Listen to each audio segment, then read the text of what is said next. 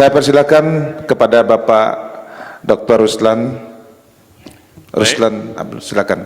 Baik, terima kasih moderator. Karena kami duduknya berdua, tentu yang akan saya sampaikan juga ada keselarasan seirama dengan apa yang disampaikan oleh Prof. Yeslam tadi.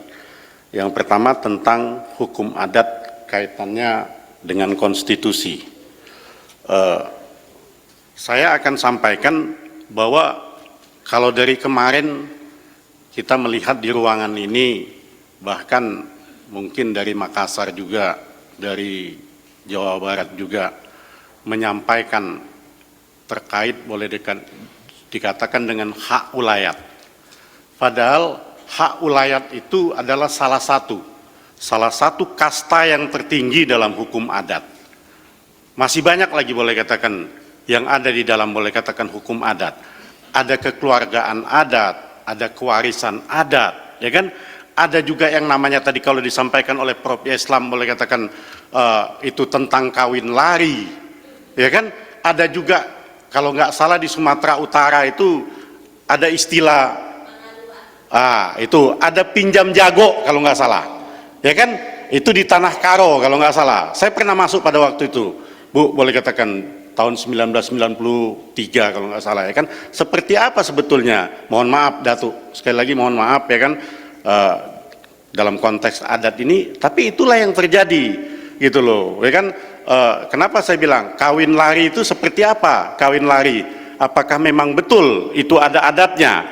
Tapi memang benar ternyata ada adatnya, ya kan? Itu di berbagai macam daerah. Begitu juga boleh katakan dengan pinjam jago tadi. Ketika boleh katakan seorang istri tidak punya keturunan, dia bisa lakukan itu untuk pinjam laki-laki lain atau suami orang lain. Dan itu ada di Tanah Karo, ya kan, Sumatera Utara. Nah, apakah ini juga akan menjadi pertimbangan kita, ya kan, untuk menguatkan hukum adat, ya kan? Itu yang jadi pertimbangan kita. Ya, saya mohon maaf, garis lurus saja saya perhatikan, ketika kita hukum adat kita akan dimunculkan, tentu ini akan bertentangan dengan hukum positif, kan? Bukan begitu, Prof. Dr. Maimin, ya kan? Akan sangat-sangat bertentangan. Jadi kalau kemarin boleh dikatakan di negeri ini boleh katakan ya mungkin, ya kan, kalau kita perhatikan, mohon maaf dalam tanda kutip dalam konteks ini yang selalu mungkin dianggap bertentangan dengan pemerintah adalah kelompok-kelompok dari hukum kaum Islam, ya kan, adanya teroris segala macam, ya kan. Saya khawatir ketika kita munculkan hukum adat, ya kan, kita juga bagian daripada salah satu yang digarisbawahi oleh pemerintah karena sangat-sangat bertentangan itu, ya kan, dengan hukum positif itu yang ada. Ya, kembali lagi, itu saya katakan tadi itu baru daripada sisi bagian-bagian daripada hukum adat. Nah, saya akan masuk kepada kasta yang tertinggi di hukum adat yang kemarin juga dibahas boleh katakan dari Jawa Barat juga, dari Makassar juga, tentang hak ulayat, ya kan. Nah, kita kembali di mana posisi hak ulayat ini? Sesungguhnya siapa yang memiliki hak ulayat tersebut? Ini juga menjadi tanda tanya kita semua, ya kan? Ya, kita tahu boleh katakan banyak bertentangan dengan hukum positif, ya kan, apalagi banyak perusahaan-perusahaan boleh katakan, belum lagi boleh katakan diambil alih oleh pemerintah, ya kan, pemerintah daerah gitu kan. Ini yang juga menjadi persoalan dalam hal ini, pada boleh katakan dalam konteks ini pada Lemtari sendiri. Itu yang saya lihat boleh katakan.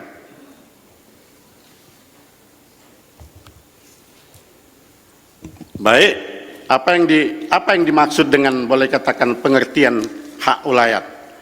Pengertian hak ulayat dapat kita lihat pada pasal 3 Undang-Undang Dasar 45, Undang-Undang Pokok Agraria, yang menetapkan bahwa hak ulayat dan hak-hak yang serupa itu dari masyarakat hukum adat masih tetap dapat dilaksanakan oleh masyarakat hukum adat yang bersangkutan sepanjang hak ulayat itu masih menurut kenyataannya masih ada. Nah, pertanyaan masih ada ini di mana? boleh katakan. Ini juga menjadi pertanyaan kita. Apakah boleh dikatakan itu juga akan menjadi boleh dikatakan hak daripada boleh dikatakan pemangku adat, dan siapakah kira-kira yang akan memiliki hak ulayat tersebut? Apakah masyarakat adat itu tersendiri boleh katakan yang akan memiliki daripada hak ulayat itu? Nah, ini yang jadi pertanyaan kita boleh katakan. Baik, lanjut selanjutnya. Ya. B. Dasar hukum hak ulayat sebagaimana disebutkan dalam pasal 33 ayat 3 Undang-Undang Dasar Negara Republik Indonesia 1945, selanjutnya disingkat UUD 1945. Nah, saya tadi sudah disampaikan oleh Prof. Yeslam. Jadi ini untuk kita lebih mendalami lagi, boleh katakan secara garis besarnya bahwa bumi dan air dan kekayaan alam yang terkandung di dalamnya dikuasai oleh negara dan dipergunakan untuk sebesar-besarnya kemakmuran rakyat. Undang-Undang Dasar 45. Pertanyaan saya, apakah sudah makmur kita sekarang? Nah,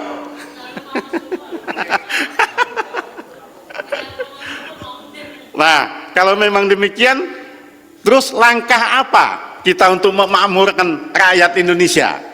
Dari sisi Lemtari sendiri, seperti apa?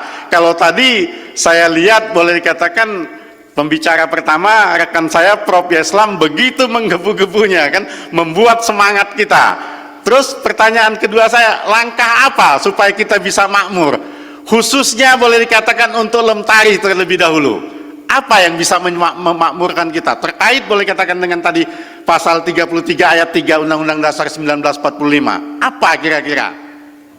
Mari kita diskusi. Saya ingin boleh katakan kita nggak cuma hanya mendengar, tapi juga saya tidak mau bahwa saya di depan adalah sebagai seorang guru atau menggurui, ya kan? Sudah itu saya juga tidak ingin bahwa ada keakuan dari kami. Jadi mari kita sama-sama diskusi sehingga nggak jenuh gitu loh, ya kan? Itu yang saya harapkan. Tadi malam juga dengan Prof. Yeslam saya bilang, Prof. Yeslam kita buat aja situasinya menjadi diskusi, boleh katakan dalam hal ini, sehingga nggak jenuh, ya kan? Jadi tidak ada keakuan daripada kita yang duduk di depan, bahkan tidak ada boleh katakan rasa menggurui dari kita, gitu loh, ya kan? Walaupun kita juga sebenarnya sama, gitu kan, dalam konteks ini. Nah, pertanyaan saya, bagaimana untuk memakmurkan hal itu? Apakah kita mesti menuntut, ya kan? Dengan tadi, apa itu?